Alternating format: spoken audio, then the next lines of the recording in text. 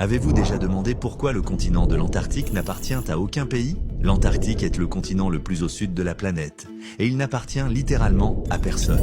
C'est une vaste région presque aussi grande que 2 fois l'Australie, et plus grande que les États-Unis, la Chine ou le Canada. De plus, sa taille change selon les saisons. En hiver, lorsque la glace s'accumule, l'Antarctique devient plus grand que la Russie.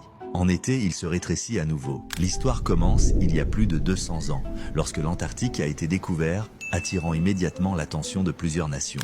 La France, la Norvège et le Royaume-Uni furent parmi les premières à revendiquer des parties du continent. Plus tard, la Grande-Bretagne transféra une partie de ses territoires à l'Australie et à la Nouvelle-Zélande. Ensuite, le Chili et l'Argentine proclamèrent également leurs droits sur certaines zones. Il existe une région appelée la Terre de Mary Bird, la plus grande et la plus difficile d'accès sur Terre, qui n'est revendiquée par aucun pays. Au plus fort de la guerre froide, afin d'éviter le risque d'essais nucléaires dans